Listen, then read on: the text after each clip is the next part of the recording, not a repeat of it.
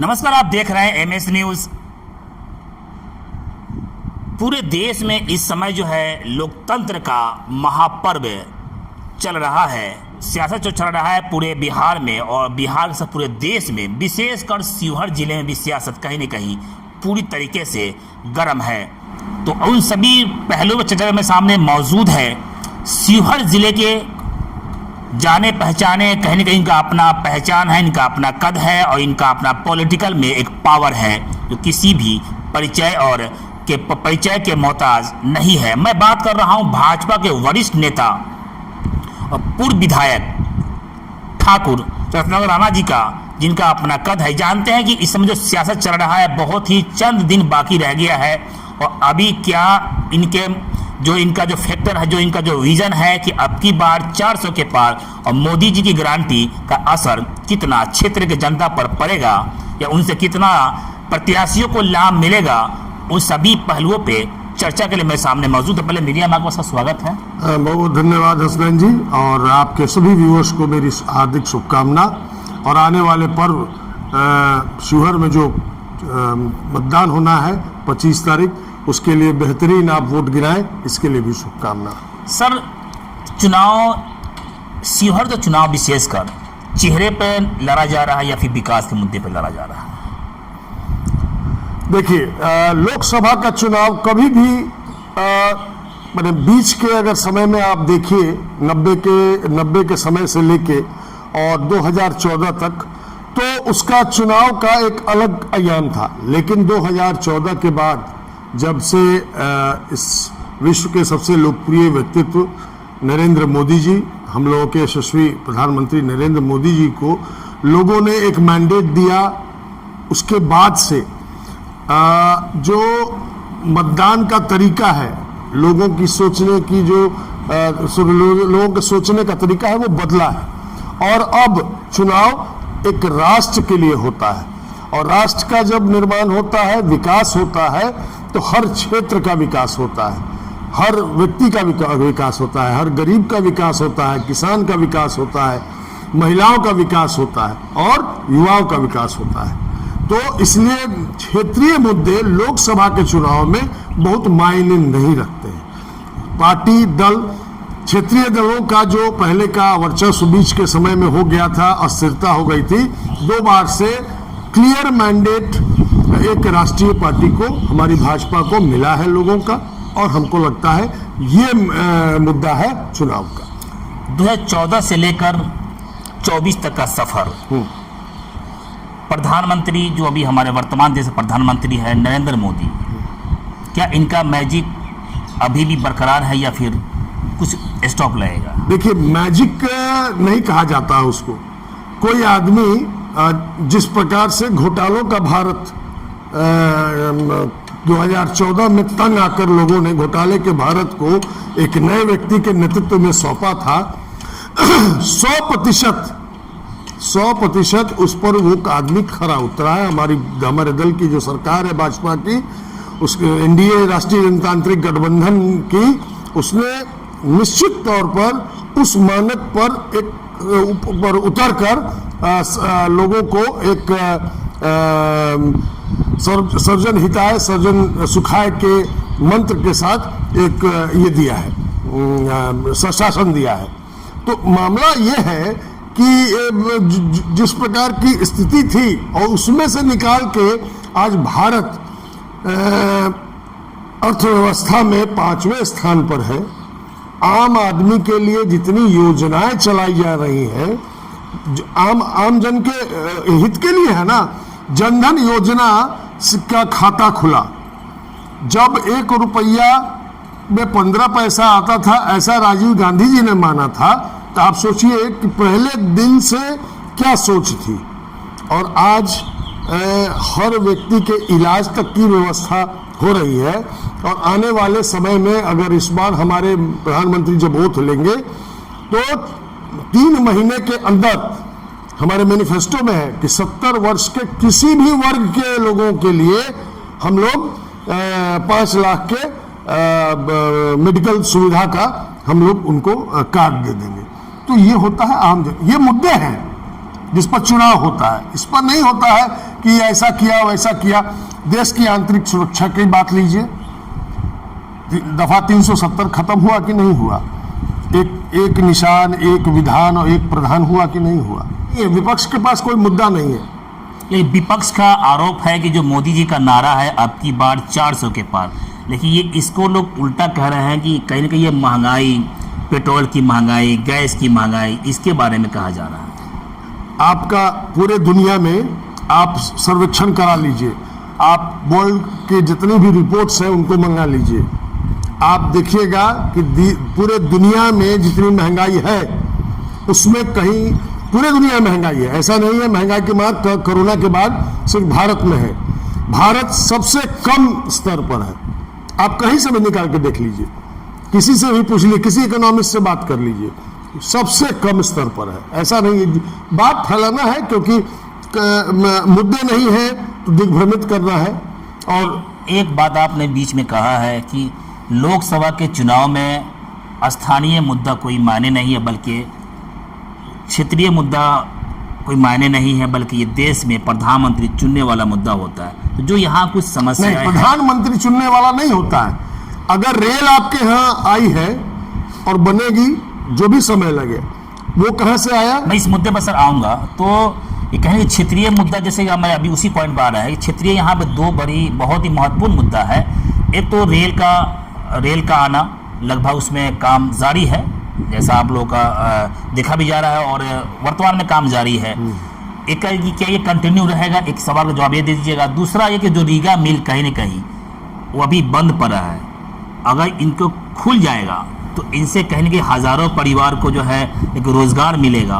तो क्या इन दो मुद्दों पे जो है, जो महत्वपूर्ण मुद्दा विशेषकर शिवहर के लिए, तो क्या अगर एनडीए की सरकार बनती है और एनडीए की प्रत्याशी अगर जीतती है शिवहर से, तो क्या इन मुद्दों को जो है समाधान निकाला जाएगा आपके द्वारा जो है? क्योंकि केंद्र में भी सरकार एनडीए की है और राज्य में सरकार ही भी एनडीए की है। ठीक है, सबसे पहले तो ये अगर जो सरकार बनेगी आप कह रहे हैं, उस अगर शब्द को विलोपित कर दीजिए। सरकार तो बनेगी नरेंद्र मोदी जी के नेतृत्व में, ये निश्चित है।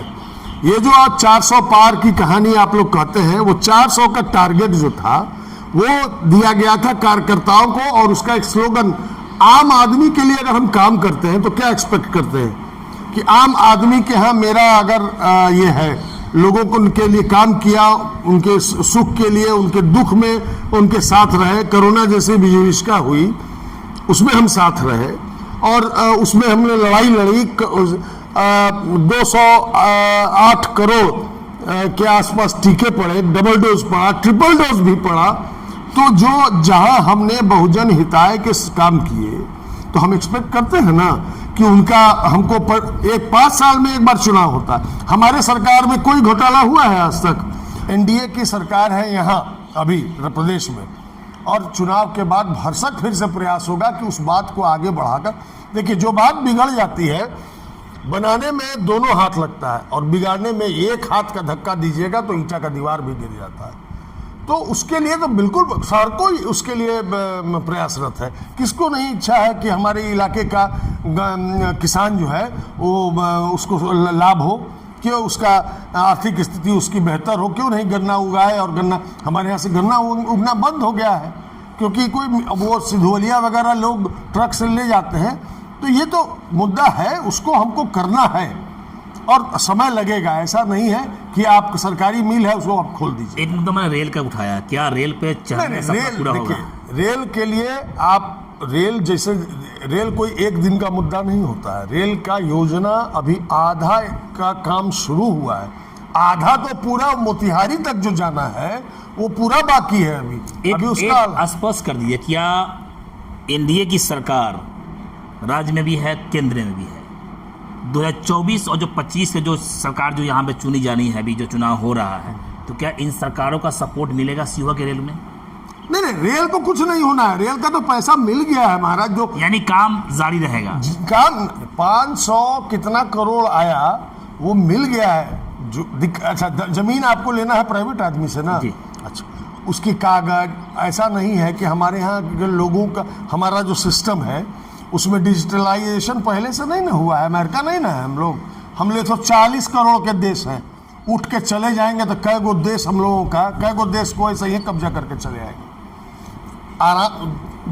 जो दस्तावेज है, फलना है, कहीं कुछ है, समस्याएं हैं, उनको निदान हो रहा है।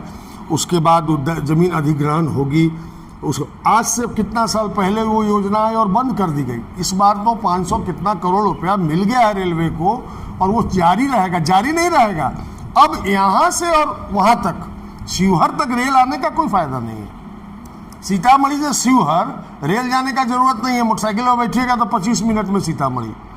मुद्दा है कि सीतामढ़ी से लेकर हमारा मोतिहारी की तरफ जुड़ जाए, और यहाँ से दिल्ली की ट्रेनें जाएं, इधर पटना की ट्रेनें जाएं, तब उसका फायदा है ना। अभी तो आधे का पास हुआ था, आधे का और पैसा मिलेगा। अभी तो इतने ही काम करने में, जब इधर हम लोग आगे से आगे की ओर चलेंगे, यानी ठोस पहल हो चुकी है। अब उसमें कोई बदलाव नहीं होना है। अब लोग पूछेंगे एक्सप्रेसवे बनने का हमारे यहाँ आया था, क्या हुआ?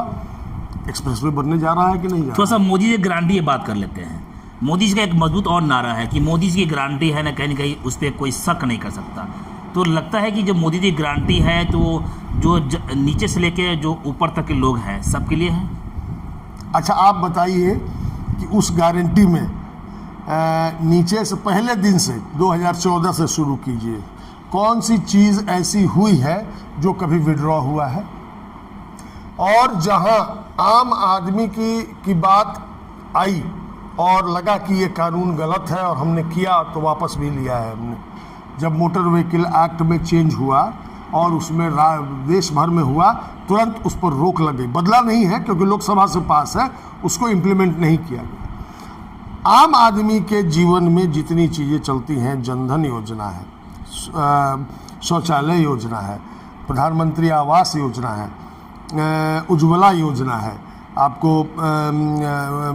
ये मेडिकल वाला जो है आयुष्मान भारत है, और भी कई योजनाएं जो इस समय हमको याद नहीं आ रही हैं। एक इतना सारा योजना है कि याद भी नहीं रख सकते। एक सा सवाल आपसे और है, क्योंकि 5 किलो राशन पे है जो आप सरकार दे रही है, लेकिन विपक्ष का ये कहीं गंभीर आरोप है, या इसको आरोप मानिए, कटाक्ष मानिए, कि 80 करोड़ देश में लोग गरीबी में रह रहे हैं। तो इसको किस रूप में दिख रहा है? अच्छा, आप बात बताइए, जब कोरोना आया था आपको कैसा लगा था? क्या कोरोना में आप अपने आप को सुरक्षित महसूस कर रहे थे आर्थिक रूप से? आपका भी आर्थिक उत्थान बंद हो गया था कि नहीं हो गया था? किसका न्यूज़ लेते आप? कौन आपको ऐड दे रहा था? 2 साल तक जो स्थिति रही पूरे शिवहर में भी, वो सबके लिए थी। सबके लिए थी। उस समय ये शुरू हुआ। एक गरीब आदमी क्या करता है, उसका घर का जो मर्द होता है वो बाहर कमाने जाता है, घर से बाहर, चाहे वो जब शिवहरी की बात लीजिए, महोरिया का आदमी जाता है वहाँ कमाने शिवहर। 2 साल 2.5 साल तक शिवहर में अगर वो घर के मिस्त्री का काम करता तो काम था नहीं था। आप उस समय इस योजना को चलाएं। हम गरीब को एक सपोर्ट दे रहे हैं कि वो खाने के लाले उसको नहीं पड़े। 1925 में जब प्लेन, इसको आप लोग सपोर्ट के रूप में देख रहे हैं? नहीं, सपोर्ट नहीं है ये। गरीब को हम सपोर्ट करते हैं कि उसका घर का मर्द अगर कमाने जाता है और कमाई उसकी अगर नहीं भी होती है तो उसको ये चिंता नहीं है कि मेरे घर पर खाना नहीं है। अभी मैंने शुरू में एक बात कहा था कि 2014 से लेकर 24 तक मोदी जी का मैजिक जो है वो कायम, मतलब कि सबसे पूरा बरकरार है। मैजिक बरकरार नहीं है। आप महिलाओं को बदल के देख लीजिए जरा। महिलाओं के मन में एक ऐसी बात है, मर्द तो बहुत बात में रहते हैं, जात पात, खाने, ऐसे वैसे, फल्ला ना हमरा पूछलन, चिल्ला ना पूछलन। औरत कहाँ रहती है? औरत वो बात को जानती है जो सॉलिड है, वो अपने घर की मालकिन है, और उसके बिना अब तो 50% हो गया, अब तो 33% अगली बार चुनाव में कहीं शिवहर महिला क्षेत्र नहीं हो जाए। थोड़ा चुनाव पे बात कर लेते हैं कि देश के प्रधानमंत्री का लगातार बिहार का दौरा हो रहा है। तो विपक्ष का आरोप है कि एक तरफ 34 साल का युवा और एक तरफ जो है केंद्र की पूरी सरकार, प्रधानमंत्री खुद ही चुनाव प्रचार में लगे हुए हैं। तो क्या लगता नहीं कि ये वन प्लस है और जो है एक तरफ पूरी आबादी है चुनाव में? माफ़ कीजिएगा, वो देश के प्रधानमंत्री बाद में हैं। नोटिफिकेशन जिस दिन से इलेक्शन हुआ, वो भाजपा के इस देश के सबसे कद्दावर नेता हैं, और वो अपने दायित्व का निर्वहन एक पार्टी के लिए कर रहे हैं। प्रधानमंत्री का काम जो है वो एडमिनिस्ट्रेटिव जो है वो पोस्ट है, उस पर वो अपना अलग काम कर रहे हैं। लेकिन जब नोटिफिकेशन हो जाता है और उनको भी वो भी चुनाव लड़, ये तो कोई नहीं कह रहा है कि वो भी चुनाव लड़ रहे हैं, तो चुनाव नहीं लड़ना चाहिए प्रधानमंत्री को। प्रधानमंत्री को तो सीधे हो जाना चाहिए कि जब पूरी पार्टी जीत जाएगी तो आपको एक क्षेत्र का एमपी बना देंगे। ऐसा तो नहीं हुआ। जब वो एक एमपी का चुनाव वो लड़ते हैं, अपने क्षेत्र में प्रचार करने के लिए रोड शो करते हैं, तब तो नहीं होता है। बिल्कुल वो सही काम कर रहे हैं। उस मोदी को देखने के लिए उसके फैन हैं लोग। एक थोड़ा शिवहर की बात कर लेते हैं। शिवहर जो सीट है ये पूरे बिहार में कहीं न कहीं इस समय चर्चा का विषय बना हुआ है। तो जो यहाँ के भाजपा के जो कार्यकर्ता है, और आप भाजपा के बहुत ही वरिष्ठ नेता हैं और आपने कई लोकसभा क्षेत्रों का दौरा किया, अभी सक्रिय तरह भूमिका में आप शिवहर क्षेत्र में भी आपको कई मंचों पर देखा गया है और आप घूम भी रहे हैं, तो लगता है कि शिवहर का सीट जो है एनडीए जो चुनाव हो रहा है, ये पूरे बिहार में सबसे रिकॉर्ड तो मत जीतेगी। देखिए, रिकॉर्ड मत वाला कहानी आप मत पूछिए। हम कोई ज्योतिषाचार्य नहीं है कि हम सीट देने लगे सबको। लेकिन एनडीए की हमारी जो कैंडिडेट है राष्ट्रीय जनतांत्रिक गठबंधन की, जदयू से, तीर छाप से, श्रीमती लवली आनंद जी, वो निश्चित तौर पर ये मांग है इस समय की कि शिवहर की सहभागिता, इस देश में बनने वाली सरकार में शिवहर की सहभागिता होनी चाहिए। और लवली आनंद को लोग वोट दे रहे हैं, देंगे, और अच्छे मतों से जिताकर उनको दिल्ली भेजेंगे। और निश्चित तौर पर शिवहर में जो विकास का जो काम सब हो रहा है वो होता रहेगा। रेलवे का आधा प्रोजेक्ट जो शिवहर तक आया है वो बढ़कर मोतिहारी तक जाएगा। एनडीए पूरी मजबूती के साथ शिवहर लगा हुआ है और हम निश्चित तौर पर बढ़िया वोट से चुनाव जिताकर अपनी कैंडिडेट को दिल्ली भेजेंगे। थोड़ा 25 की बात कर लेते हैं, लास्ट सब, और आपका जवाब चाहेंगे हम।